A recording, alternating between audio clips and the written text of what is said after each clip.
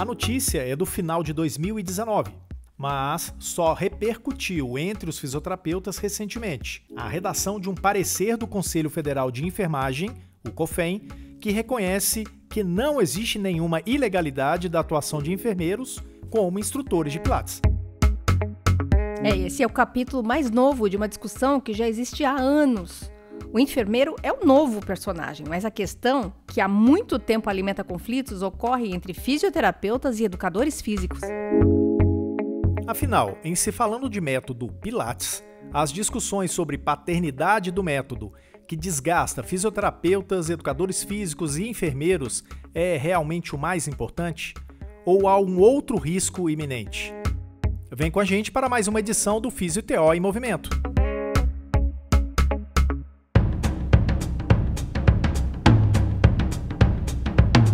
Olá, que bom que você está aqui. Estamos na segunda temporada, episódio 48 do podcast Fisio-TO em Movimento. Tudo que rola na fisioterapia e na terapia ocupacional em um só podcast. E neste episódio 48, a gente chega com mais um tema polêmico.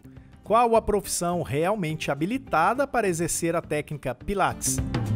A fisioterapia ou a educação física? Eu sou Túlio Fonseca, gerente de comunicação do Conselho Regional de Fisioterapia e Terapia Ocupacional da Terceira Região, o CREFITO 3. E eu sou a Mônica Farias, jornalista aqui no CREFITO 3. Também fazem parte da equipe que produz este podcast o editor Rodrigo Cavalheiro, as estagiárias Eduine Azevedo e Juliana Mayumi, que são responsáveis por todo o trabalho de arte, e a Ana Carolina Soares, que está na gestão das redes sociais.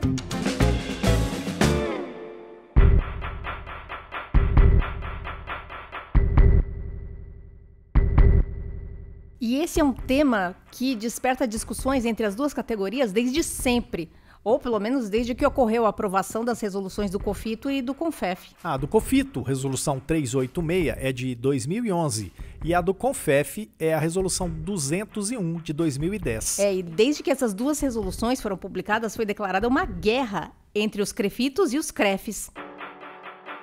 E por quê? Afinal de contas, são esses órgãos regionais que estão na ponta, que fiscalizam o exercício profissional. Os federais normatizam e os regionais garantem o cumprimento das normas. E foi justamente aí, na função de garantir o cumprimento das normas, que a briga começou. Os fiscais dos CREFs, eles se apoiavam na resolução do CONFEF que definia que o Pilates era do educador físico. Já os fiscais dos CREFITOS entendiam que a técnica só podia ser desempenhada por fisioterapeuta por causa da resolução do COFITO. E aí começou a ilegalidade, tanto de um lado quanto de outro. E é a ilegalidade de notificar fisioterapeutas e educadores físicos pelo exercício ilegal da profissão, ou da fisio de um lado, ou da educação física de outro. E por que a gente fala ilegalidade? Primeiro porque o fiscal de qualquer conselho profissional, ele só pode notificar profissional da própria profissão, da própria categoria. Ou seja, um fiscal do CREF, ele não tem nenhum respaldo legal para notificar fisioterapeuta. E o fiscal do CREFITO não pode notificar nenhum educador físico. E o segundo fator que torna essa notificação irregular, e aí o pessoal não gosta muito de ouvir essa verdade. Qualquer pessoa que tenha formação em curso livre de Pilates pode ser instrutor de Pilates.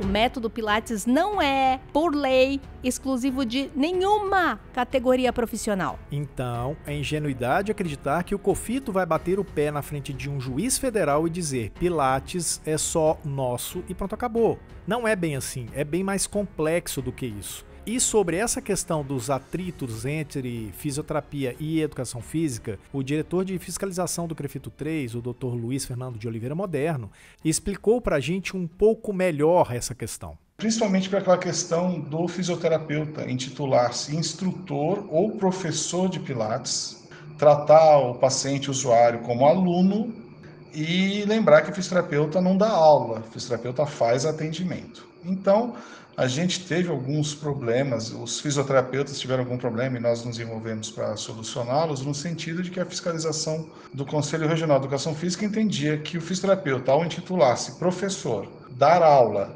e não ter um prontuário, por exemplo, simplesmente atender, né, que na verdade nem atendimento como aula mesmo, então ele entendia que aí o fisioterapeuta estaria atuando como um profissional de educação física.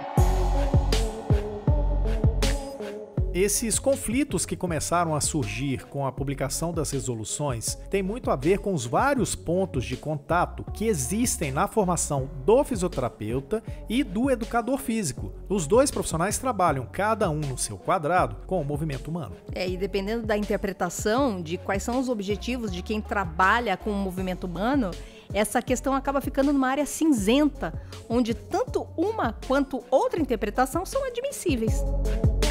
Sobre esse assunto, a gente foi, mais uma vez, buscar a avaliação do Dr. Luiz Fernando de Oliveira Moderno, que, para quem não sabe, além de fisioterapeuta, também é graduado em educação física e pode falar com propriedade. Então, a gente tem que entender o Pilates como uma técnica, como um recurso, né? O que vai definir se ele é utilizado ou não por fisioterapeuta ou educador físico é qual o objetivo do emprego desse recurso ou técnica, né? Então, não vou dizer que não existe, às vezes, algumas, vamos dizer assim, zonas de penumbra, né? Onde o educador físico entende que seria dele e não do fisioterapeuta e vice-versa, né? Existe realmente aí não vou dizer conflito propriamente dito, mas existe uma zona, por exemplo, vamos pegar, não seria nem um paciente, seria um indivíduo que está querendo fazer uma promoção de saúde. O educador físico entende que não, que é só dele.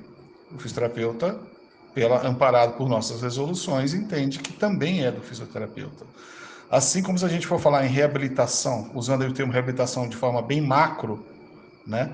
O fisioterapeuta entende que é só dele. E o educador físico entende que não, que ele tem resolução que o ampara também. Aí tem-se aquele entendimento, né, clássico, né, de que fisioterapeuta seria para reabilitação e o educador físico para o indivíduo saudável, né, de uma forma bem grosseira e bem primária, eu diria. A gente sabe que não. O fisioterapeuta pode sim e deve participar da promoção da saúde, assim como o educador físico entende que de alguma forma ele também trabalha a parte de reabilitação, isso falando de uma forma bem ampla, né? Então, existe, né, essas áreas em que, não vou dizer um conflito, mas, como eu disse anteriormente, uma zona de penumbra. Mas, sendo mais objetivo, eu diria que na parte de promoção de saúde existe aí a atuação dos dois profissionais e a parte com atendimento de paciente acaba ficando mais com o fisioterapeuta efetivamente. Embora alguns educadores físicos, alguns profissionais de educação física amparados por resoluções deles, entendam que eles também podem participar de alguma forma do processo de reabilitação.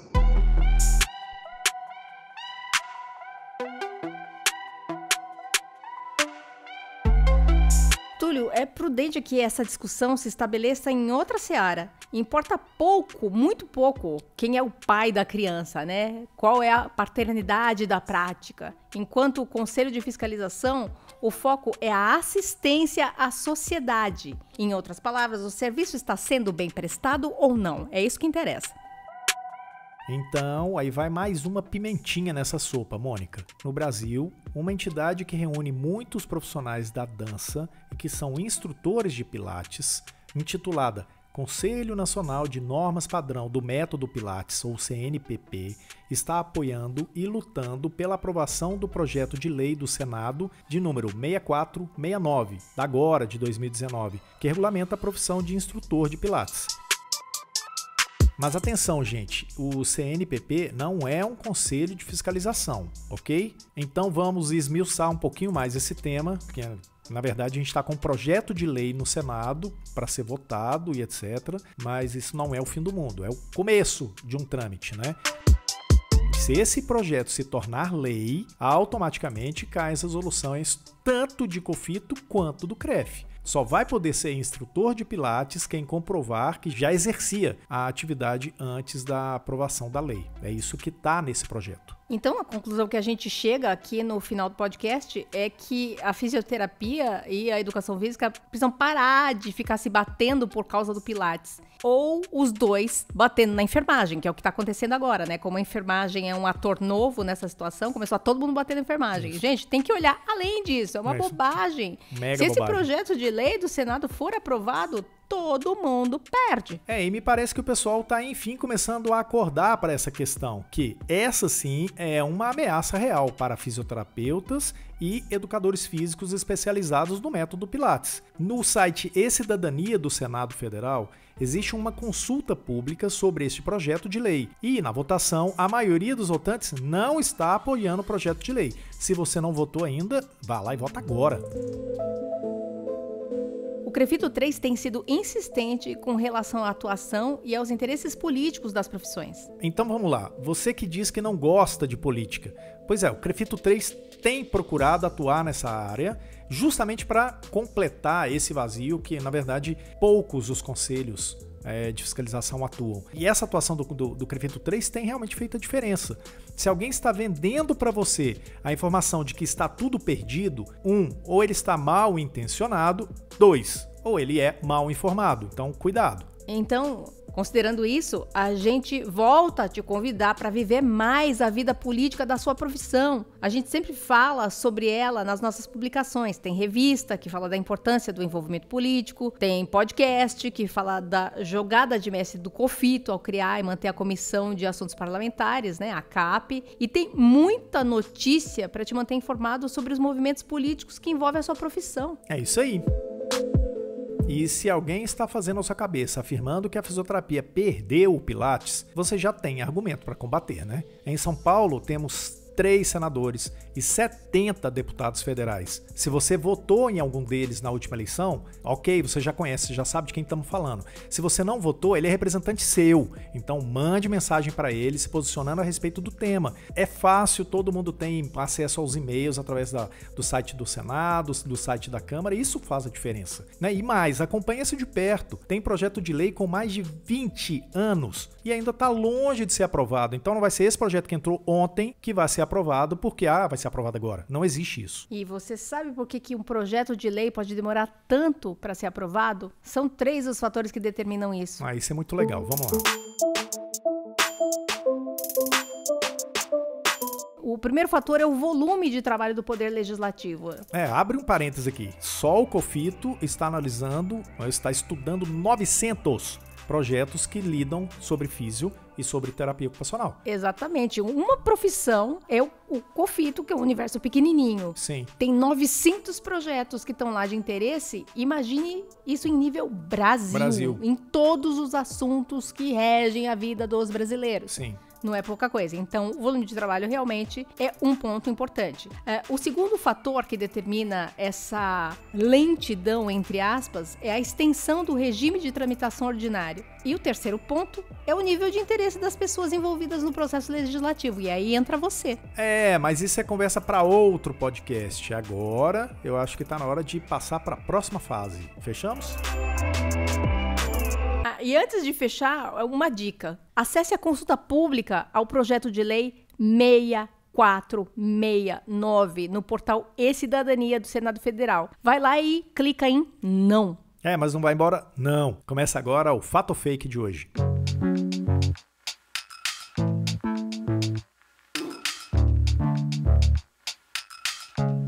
Então, bem-vindo! Começa agora o Fato ou Fake desta edição do podcast. Como você já sabe, com roupa nova, mais enxuto, mais rapidinho. E assim, toda semana a gente lança 3 questões sobre temas variados para que você possa analisar. E você pode votar nas nossas redes sociais e saber as informações mais detalhadas aqui no podcast. Para quem ouve, a gente dá as respostas certinhas. Vamos à primeira questão de hoje, Mônica? Vamos lá. A atuação em Pilates é direito exclusivo de fisioterapeutas e de educadores físicos. Isso é fato ou é fake? Túlio, muita gente vai ficar decepcionada com a resposta. Essa afirmação é fake. Uma resolução do COFITO, que reconhece a atuação do fisioterapeuta em Pilates, não tem o poder de tornar a prática exclusiva da categoria. E a mesma coisa vale para a resolução da educação física. Eles também não têm esse direito exclusivo. Resolução de conselho profissional nenhum tem esse poder. A gente não está sempre falando da medicina, que pensa que é dona da acupuntura, porque eles têm uma resolução sobre essa prática? Pois é, a mesma coisa. O Pilates hoje é de quem quiser. A formação em Pilates está na categoria de cursos livres, sempre é requisito. Segunda pergunta de hoje. Os objetivos do fisioterapeuta com formação em Pilates são os mesmos do educador físico que atua em Pilates. Fato ou fake? Isso é fake, né? Se você é fisioterapeuta e atua com Pilates, seu primeiro diferencial é, ou deveria ser, pelo amor de Deus, enxergar seu cliente como seu paciente, não como seu aluno. Afinal de contas, você não é professor, lembra? Se ele é seu paciente, você mantém o prontuário dele, correto? E você que ouviu o podcast com atenção, entendeu que existem as áreas cinzentas da prática da fisioterapia e da educação física em Pilates, especialmente quando se fala em prevenção. Mas mesmo assim, o olhar do fisioterapeuta é um e o olhar do educador físico é outro. Agora, se o físico que está ouvindo a gente chama o paciente de meu aluno, aí eu já começo a ficar preocupada. Última questão de hoje. Fisioterapeutas que atuam com Pilates não irão mais poder atuar na área caso o projeto de lei do Senado número 6469/2019 seja aprovado. Fato ou fake? Então, para essa pergunta, a resposta é parte fato, parte fake. Esse negócio não existe, é fato ou fake? Não, eu juro. Depende da situação. E isso nesse momento em que a gente está gravando agora o podcast. Por isso que pode ser fato ou pode ser fake. Já que o projeto de lei pode ser aprovado com modificações no texto que está hoje lá no Senado. Se for aprovado da maneira que está hoje, e que pode ser lido esse projeto no site do Senado Federal, a resposta para sua afirmação é que a afirmação é fake. Fisioterapeutas que trabalham hoje com Pilates vão poder continuar atuando, mas desde que comprovem que já atuavam em Pilates antes da aprovação da lei. Tem que apresentar documentação, comprovando, e se não comprovar, não vai poder atuar, pois vai estar cometendo a contravenção de exercício ilegal da profissão, vai ser privativo de quem tiver a formação em Pilates conforme a lei definir, caso o projeto de lei seja aprovado. Agora, se o projeto de lei for alterado de uma maneira que só considere legal a atuação de quem possuir curso técnico ou superior em Pilates, então essa afirmação que você falou é fato. Nesse caso, não vai ter mais valor a resolução do COFITO, não vai adiantar comprovar atividade na área nem nada. Então, o que eu recomendo, independente de ser fato ou fake, é que todo profissional da área acompanhe de perto a tramitação desse projeto e que se manifeste aos senadores. Para quem quer acompanhar esses processos todos, com tramitação política, de CAP, etc., é só acompanhar com a gente, porque... vai saber de tudo, porque sempre, a gente informa tudo. Sempre. E é isso aí. Esse foi o Fato ou Fake de hoje. Esperamos que você tenha acertado todas. Não nos odeie eternamente. E não deixe de participar do Fato ou Fake sobre os novos temas que a gente vai lançar. Semana que vem, na outra, e na outra.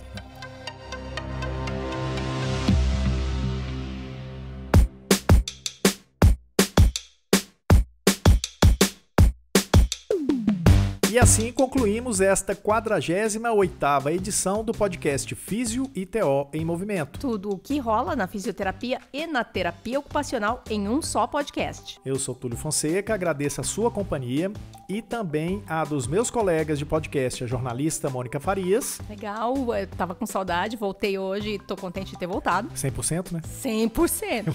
Vamos lá. E ao editor de vídeo, Rodrigo Cavalheiro. Hasta la vista. Tchau.